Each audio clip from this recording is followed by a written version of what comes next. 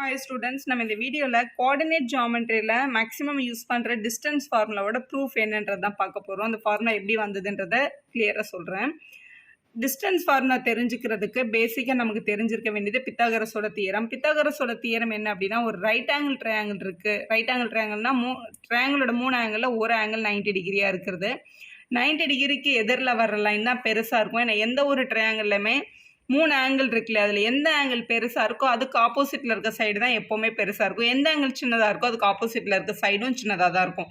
So 90 degree தான் இதில் வர்ற பெரிய ஆங்கிளாக இருக்கும். ஏன்னா இதை விட பெரிய ஆங்கிள் இதில் வரவே முடியாது. இவங்க 2 பேரும் அக்யூட் ஆங்கிள் தான் வருவாங்க. ஏன்னா ஒரு ட்ரையாங்கிளோட 3 ஆங்கிள் ஆட் பண்ணால் கண்டிப்பாக 180 தான் வரணும். சரி, ஓகே. இப்போ இந்த ஹைபார்டெனஸ் சைடு இதுக்கு ஏதாவது ஒரு பேர் எடுத்துக்கலாம். ஃபார் எக்ஸாம்பிள் இது ஏபிசி அப்படின்ற ட்ரையாங்கிளாக இருந்துச்சுன்னா இந்த பிசின்றது தான் இதோட ஹைபார்டெனஸ் சைடு. இந்த ஹைபார்டெனஸ் சைடோட வேல்யூவை ஸ்கொயர் பண்ணோம்னா அந்த வேல்யூ கண்டிப்பாக மற்ற 2 சைடோட ஸ்கொயரோட அடிஷனுக்கு ஈக்குவலாக இருக்கும். ஏபி ஸ்கொயர் ப்ளஸ் ஏசி ஸ்கொயர்னு சொல்லிக்கலாம். அப்போ BC square equal to AB square plus AC ஸ்கொயர்னு சொல்கிறது தான் பித்தாகரஸோட பேசிக் தியரம். இதில் எனக்கு இந்த பிசியோட லென்த்து மட்டும் வேணும் அப்படின்னா இந்த ஸ்கொயர் அந்த பக்கம் எடுத்துகிட்டு போய் ரூட்டில் எழுதி ஸ்கொயர் அந்த பக்கம் போனால் ரூட் ஆகிடும். அப்போ root of AB square plus AC square அப்படின்றது தான் பேசிக் பித்தாகரஸோட ரூல். இப்போ இதை எப்படி அப்ளை பண்ணுறது அப்படின்றத பார்க்கலாம். இப்போ கோஆர்டினேட் ஜியோமெட்ரியில் 2 பாயிண்ட்டுக்கு நடுவில் இருக்க டிஸ்டன்ஸை கண்டுபிடிக்கிறதுக்கான பேசிக் ஃபார்முலா இதை பேஸ் பண்ணி தான் கண்டுபிடிச்சிருக்காங்க. இப்போ நார்மலாக நம்ம சின்ன கிளாஸ்லேருந்து பார்த்த ஒரு விஷயம், இப்போ ஒரு ஒய் ஆக்சிஸும் ஒரு எக்ஸ் ஆக்சிஸும் இருக்குன்னு வச்சுக்கோங்களேன். இது எக்ஸ் ஆக்சிஸ், இது ஒய் ஆக்சிஸ். சப்போஸ் 2,3ன்னு ஒரு பாயிண்ட்டை பிளாட் பண்ண எப்படி பிளாட் பண்ணுவோம்? எக்ஸ் ஆக்சிஸில் 2வும் ஒய் ஆக்சிஸில் 3யும் எடுத்து பிளாட் பண்ணுவோம். இது எக்ஸ் ஆக்சிஸோட 2, இது ஒய் ஆக்சிஸோட 3ன்னு வச்சுக்கோங்களேன். இந்த பாயிண்ட் தான் 2,3. எக்ஸோட 2வும் ஒய்யோட 3யும் பிளாட் பண்ணுற பாயிண்ட். இன்னொரு பாயிண்ட் எடுத்துக்கலாம், 4,5ன்னு வச்சுக்கோங்களேன். எக்ஸ் ஆக்சிஸோட 4ம் ஒய் ஆக்சிஸோட 5யும் மீட் பண்ணுற பாயிண்ட்டு. எக்ஸ் ஆக்சிஸோட 4 இங்கே இருக்குன்னு வச்சுக்கலாம், ஒய் ஆக்சிஸோட 5 இங்கே இருக்குன்னு வச்சுக்கலாம். இப்போ 4ம் 5யும் மீட் பண்ணுற இடத்துல ஒரு பாயிண்ட் வச்சோன்னா இதுதான் உங்களோட 4,5. இவங்க 2 பேருக்கு நடுவில் இருக்க டிஸ்டன்ஸை எப்படி கண்டுபிடிக்கிறது, அதை பற்றி தான் நம்மளோட டிஸ்டன்ஸ் ஃபார்முலாவோட அப்ளிகேஷன் இருக்குது. இதை கண்டுபிடிக்கிறதுக்கு எப்படி எழுதுறது அப்படின்னு பாருங்கள். இப்போ நான் இதை பேசிக்காக நான் இங்கே ஒரு சின்னதாக ஒரு கிராஃப் மாதிரி வரைஞ்சிருக்கேன். நம்ம இந்த ஃபஸ்ட்டு பாயிண்ட் எக்ஸ், இப்போ இது உங்களோட எக்ஸ் ஆக்சிஸ், இது உங்களோட ஒய் ஆக்சிஸ். எக்ஸ் ஆக்சிஸில் நிறைய பாயிண்ட் இருக்குது, ஒய் ஆக்சிஸ்லேயே நிறைய பாயிண்ட் இருக்குது. நம்ம இந்த இடத்துல ஒரு பாயிண்ட் x1 அப்படின்னு எடுத்துக்கலாம். இங்கே ஒரு பாயிண்ட் y1ன்னு எடுத்துக்கலாம். இந்த x1 y1 மீட் பண்ணுற பிளேஸ் x1, y1 அப்படின்னு எடுத்துக்க முடியும் நம்மளால். அதே மாதிரி எக்ஸில் இன்னொரு பாயிண்ட் ஏதோ ஒரு நம்பர் x2ன்னு எடுத்துக்கலாம். அதே மாதிரி ஒயில் ஏதோ ஒரு நம்பர் y2ன்னு எடுத்துக்கலாம். இந்த x2வும் y2வும் மீட் பண்ணுற இடத்துல x2, y2 அப்படின்றது எடுத்துக்க முடியும். எந்த ஒரு பாயிண்ட்டாக வேணாலும் இருக்கலாம். எந்த பாயிண்ட்டுக்கு நடுவில் இருக்கிறதுக்கும் டிஸ்டன்ஸ் ஃபார்முலா அப்ளை பண்ண முடியும்ல, அதை தான் நம்ம இங்கே கண்டுபிடிக்க போகிறோம். இவங்க 2 பேருக்கும் நடுவில் வரையப்படுற லைனோட டிஸ்டன்ஸ் என்னன்னு கண்டுபிடிக்கிறது தான் இப்போ நம்மளோட ஏம். இதை கண்டுபிடிக்கிறதுக்கு எப்படி கண்டுபிடிக்கிறதுன்னு பாருங்கள். இப்போ வெறும் ஒரு லைன், அது கொஞ்சம் ஸ்லாண்டிங்காகவும் இருக்குது. இதை டைரெக்டாக நம்மளால் கண்டுபிடிக்க முடியாது இல்லையா, அதனால இதை ஒரு ட்ரையாங்கிள் ஃபார்ம் பண்ணி கண்டுபிடிக்க போகிறோம். கண்டுபிடிக்கிறதுக்கு இப்போ இந்த லைன் வேணும் அப்படின்னா இந்த இடத்துல இப்படி ஒரு வேர்ட்டிக்கல் லைனும் இங்கே ஒரு ஹாரிசான்டல் லைனும் ஜாயின் பண்ணோன்னா நமக்கு இங்கே ஒரு ரைட் ஆங்கிள் ட்ரையாங்கிள் ஃபார்ம் ஆகுது. இப்படியும் ஒரு ரைட் ஆங்கிள் ஃபார்ம் பண்ண முடியும். ரைட் ஆங்கிளில் இது இங்கே 90 டிகிரி வர்றதுனால இது உங்களோட ஹைபார்டெனஸ் சைடு. ஹைபார்டெனஸோட லென்த்து தான் நமக்கு வேணும். அப்போ இந்த அட்ஜஸ்டன்ட்டும் இந்த சைடும், இந்த மற்ற 2 சைடும் கிடச்சதுன்னா ஈஸியாக சொல்லிடலாம் இல்லையா, நம்ம பித்தாகரஸ் அப்ளை பண்ணி இந்த சைடை கண்டுபிடிக்கணும். இந்த சைடை கண்டுபிடிக்கிறதுக்கு இந்த சைடோட லென்த்தை பாருங்கள், 2லேருந்து 4 வரைக்கும் வந்திருக்கு. அப்போ இதோட லென்த் என்னவா இருக்கும்? 4 - 2 இருக்கும். 4 - 2ன்றது கண்டிப்பாக இந்த லென்த் 2 யூனிட் தான்.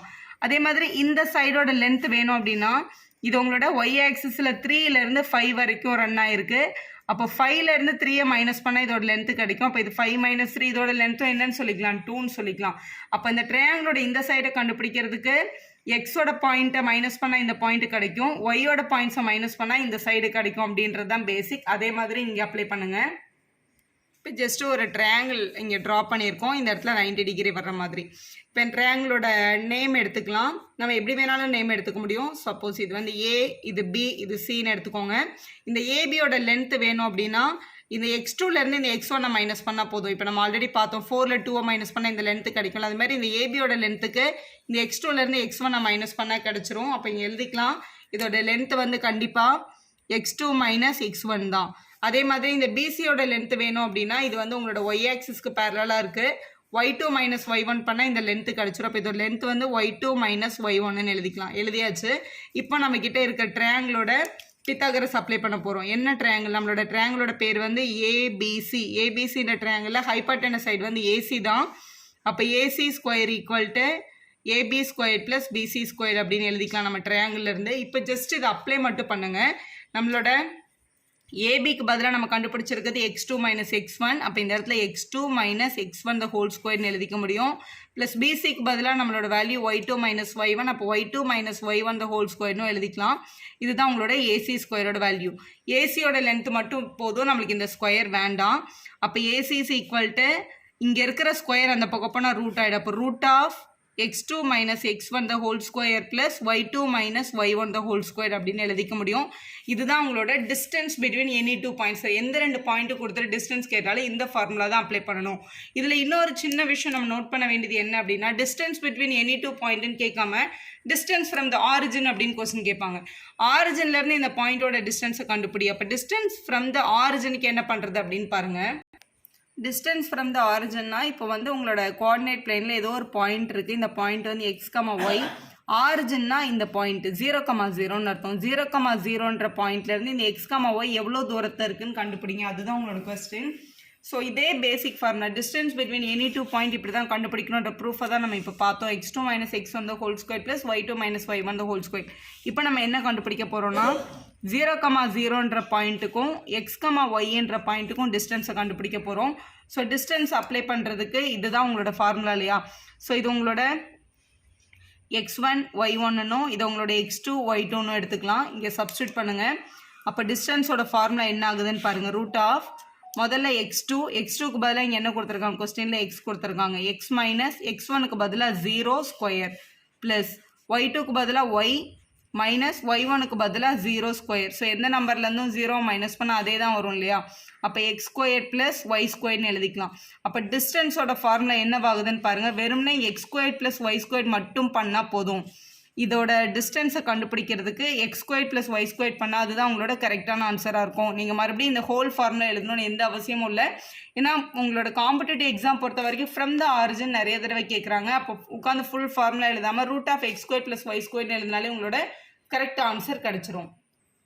இதில் இன்னொரு விஷயம் சொல்ல வேண்டியது என்னென்னா, டிஸ்டன்ஸ் ஃபார்முலாவை பொறுத்த வரைக்கும் x2 மைனஸ் x1 எழுதாமல் x1 minus x2 the whole square plus y1 minus y2 the whole ஸ்கொயர்னு கூட எழுதலாம். அப்படி எழுதலாம் உங்களோட வேல்யூ வந்து மாறாது. ஏன் மாறாது அப்படின்னா, ரெண்டு நம்பரை மைனஸ் பண்ணும்போது மாற்றி மைனஸ் பண்ணால் கண்டிப்பாக வேல்யூ மாறும். ஒரு மைனஸ் சைன் வெளில வரும் ஆக்சுவலாக. ஆனால் மேலே என்ன இருக்குது, ஸ்கொயர் இருக்குல்ல.